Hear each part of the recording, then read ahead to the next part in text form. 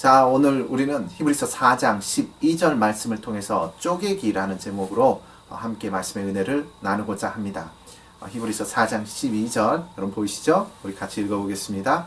하나님의 말씀은 살아있고 활력이 있어 좌우에 나선 어떤 검보다도 예리하여 혼과 영과 및 관절과 골수를 찔러 쪼개기까지 하며 또 마음의 생각과 뜻을 판단하나니 라고 말씀하고 있습니다. 여러분, 하나님의 말씀은 그것이 이렇게 포덕포덕포덕 물고기처럼 살아있답니다. 그리고 이게 활력, 움직이는 그러한 능력이 있어서 그것이 모양은 또한 좌우에 날선 검처럼 생겼는데 그것이 이제 더블 엣지드, 좌우에 날이 아주 시퍼렇게 살아있는 그런 검의 모양을 하고 있어서 그것이 심지어 우리의 혼과 영과 관절과 뼈를 찔러 쪼개기까지 한다라고 합니다. 혼과 영과 관절과 골수를 찔러서 쫙 쪼개기까지 한다라고 되어 있습니다. 그리고 그것이 우리의 마음의 생각과 뜻을 판단한다라고 되어 있습니다. 여러분, 우리 인간의 그런 모양을 한번 보십시오. 이제 컴퓨터를 보면 USB 디스크에 USB 그 메모리 스틱 같은 것에 이제 그 USB 포트에 그것을 꽂아서 이제 데이터를 저장을 할 수 있습니다. USB에 데이터를 USB에 저장을 해서 그 데이터를 우리가 사용을 하고 또 필요하면 그것을 삭제할 수도 있습니다. 우리 여러분 몸에도 그런 메모리의 기능이 있는데 우리가 어렸을 때부터 보았던 것, 들었던 것, 냄새 맡았던 것, 또 말하고 맛보았던 이런 것, 그리고 온 몸의 그런 촉감을 통해서 우리는 많은 것을 배우고 또 자라왔습니다. 근데 이러한 그런 환경들이 상당히 죄와 저주와 관련이 있습니다. 그래서 우리가 보았던 것을 통해서, 들었던 것을 통해서, 또 말하고 또 맛보았던 것을 통해서 우리가 다 그것이 학습이 되어서 우리의 그런 뇌 속에, 심지어 몸에, 그렇죠? 그리고 관절에, 그 다음에 뼈, 골수에 이것이 다 저장이 되어 있는데, 근데 이제 메모리, 컴퓨터 메모리 같으면 delete, 포맷 해서 그것을 삭제해 버릴 수 있지만 사람 몸은 그게 되어 있지 않습니다. 우리가 얼마나 죄에 이렇게 익숙하고, 그리고 우리의 생각이 얼마나 빠르고, 그리고 우리의 말이 실수가 얼마나 많은지, 그리고 우리가 얼마나 그런 탐욕에 노출되어 있는지 정말 살면서 또 신앙생활하면서 많이 깨닫게 됩니다. 우리가 이러한 그런 것을 이제 깨닫는 그 시간이 돼서 어느 날 안 되겠다, 바꿔야 되겠다, 좀 변화돼야 되겠다, 좀 내 마음 가운데 뭔가 좀 성실함과 그리고 내가 원하는 그런 아름다운 성품을 내가 가져야 되겠다 하고 그렇게 결단을 해보지만, 그러나 선한 생각 안 가져본 사람이 어디 있습니까? 이것이 마음대로 되지 않습니다. 바꿔지지 않습니다.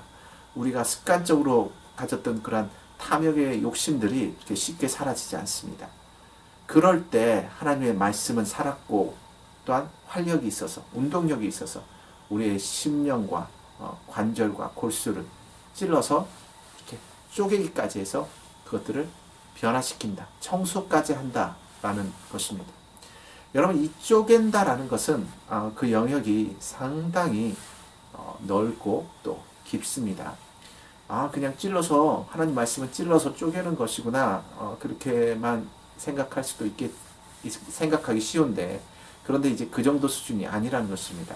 우리 창세기 15장 9절에 보면 여호와께서 그에게 이르시되 나를 위하여 3년 된 암소와 3년 된 암염소와 3년 된 숫양과 산비둘기와 집비둘기 새끼를 가져올지니라. 10절에 아브라함이 그 모든 것을 가져다가 그 중간을 쪼개고 그 쪼갠 것을 마주 대하여 놓고 그 새는 쪼개지 아니하였으며. 여러분, 이것은 이 히브리서에서 말씀하는 사실은 말씀의 기능과 실은 예배와 아주 동일한 그런 모형입니다. 시내산에서 하나님께서 예배를 가르치실 때 사실 예배의 본질은 짐승을 잡아서 그것을 쪼개서, 그러니까 그것을 각을 뜨는 거죠. 각을 뜬다는 건 살을 바른다는 것입니다. 부위별로 살을 발라서 착착착착 살을 발라서 그것을 버려놓고 태워 하나님께 바치는 것이 이것이 제사입니다. 이것은 이제 구약은 이것은 짐승, 나를 대신한 그런 짐승의 몸을 갈라서 그것을 부위별로 발라서 하나님께 완전히 올려드리는 사실 예배의 모형이고, 신약 시대에 있어서는 우리의 마음과 심령과 그리고 생각 그리고 우리의 습관들, 관절과 골수를 말씀의 검으로 찔러서 하나님 앞에 이렇게 벌려놓고 그 안에 그 모든 더러운 것들을 다 깨끗이 청소하는 것, 이것이 사실은 예배입니다.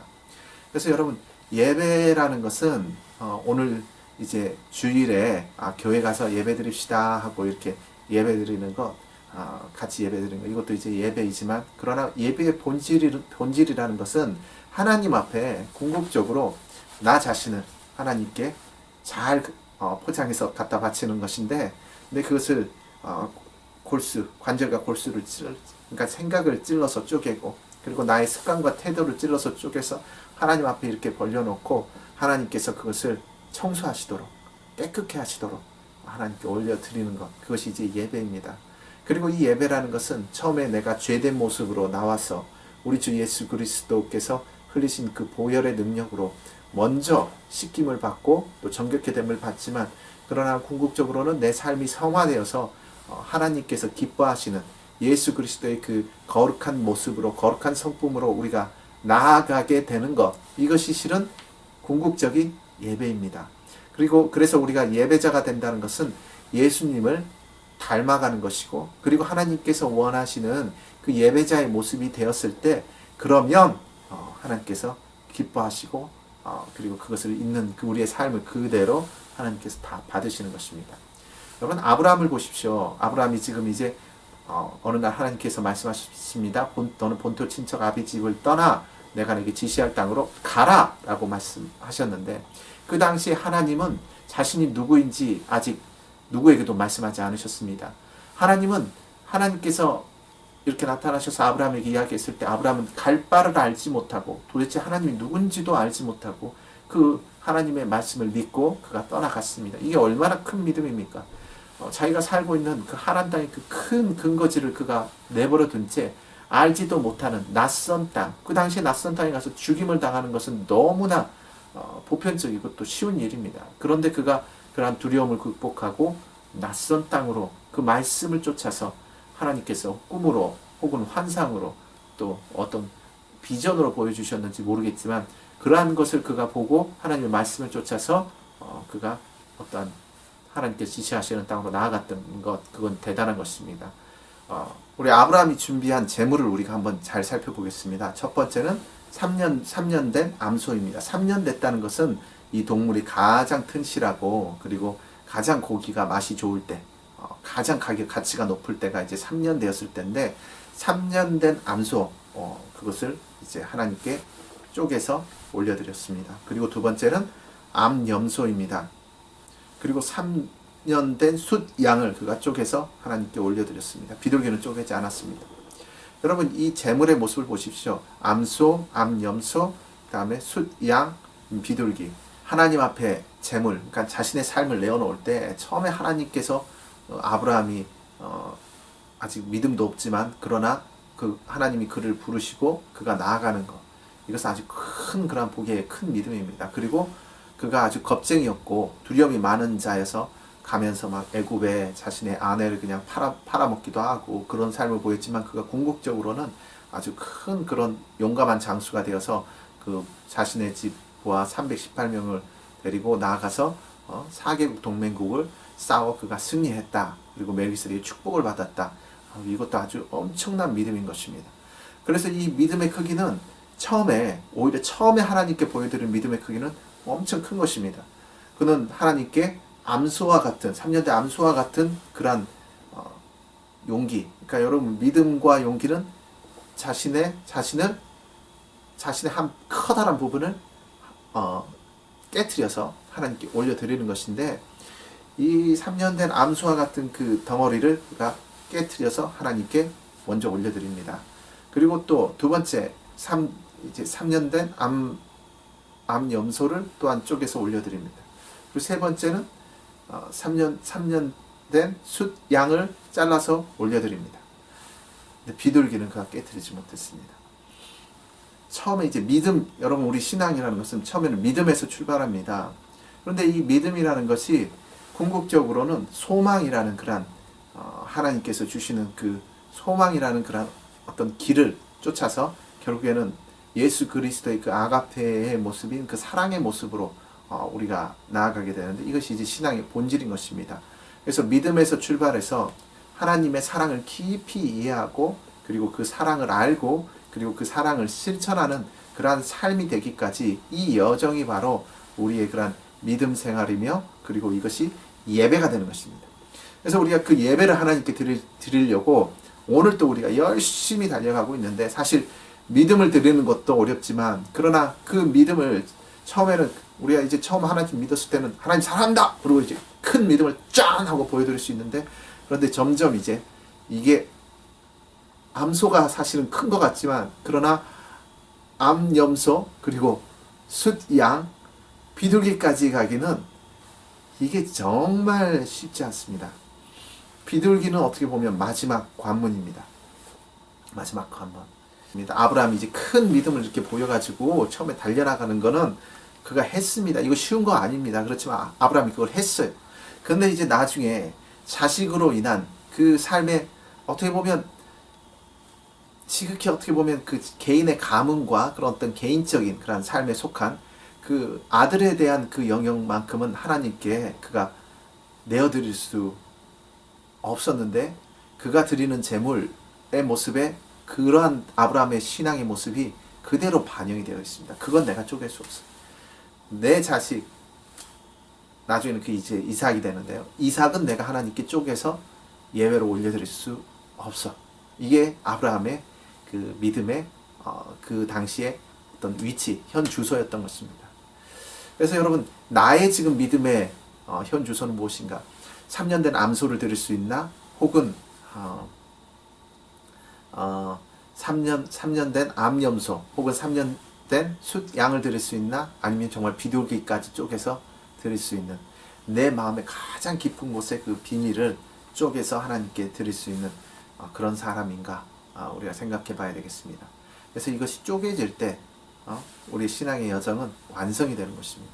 아브라함이 마지막에 이삭을 하나님께 올려드렸을 때 하나님께서 됐다, 이제서야 네가 나를 사랑하는 줄 알겠다 하고, 아브라함의 그러한 그 믿음의 여정이 사실은 거기에서 마무리되는 것을 우리가 볼 수 있습니다. 물론 그 후에도 아브라함은 줄곧 살아 있었지만, 그러나 거기까지 내가 너를 인도하고자 하는 곳은, 그 예배의 여정은, 그 영적인 지경은 바로 거기까지 너의 가슴을 쪼개서, 가장 깊은 곳을 쪼개서, 그것이 아주 작게 보이지만 그러나 그것을 쪼개서 나에게 네가 온전히 그것을 바칠 수 있다면, 그것이 바로 삶의 모습, 신앙의 궁극적인 모습이다라는 것입니다.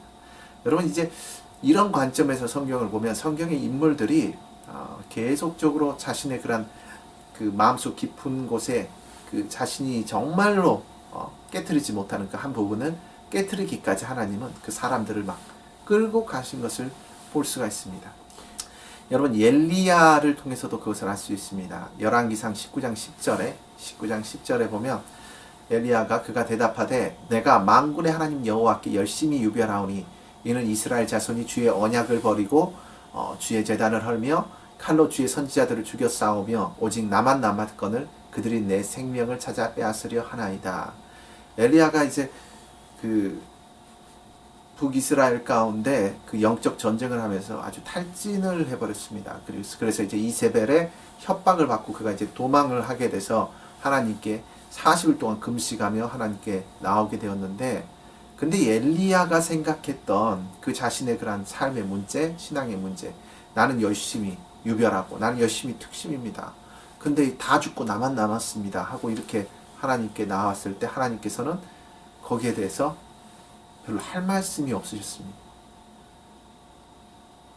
엘리야가 가지고 있는 궁극적인 문제, 그러니까 어떻게 보면 자신의 민족, 정말 하나님을 사랑해서, 그리고 열심히 특심이 있습니다만 그것이 정말 하나님을 사랑해서인가, 아니면 자신의 어떤 그 의지, 자신의 그 강박, 혹은 자신의 그런 굳은 생각, 이런 것에 붙잡혀 있어서 그것 때문에 그가 그렇게 열심히 했고, 그러나 마지막에 그가 기대하고 소망했던 모든 것이 다 실패하고 자신의 생명 하나만 남았을 때 결국은 그도 두려움을 느껴서 40주 40야를 광야를 건너서 하나님을 찾아 호렙산에 오게 되었다라는 것입니다.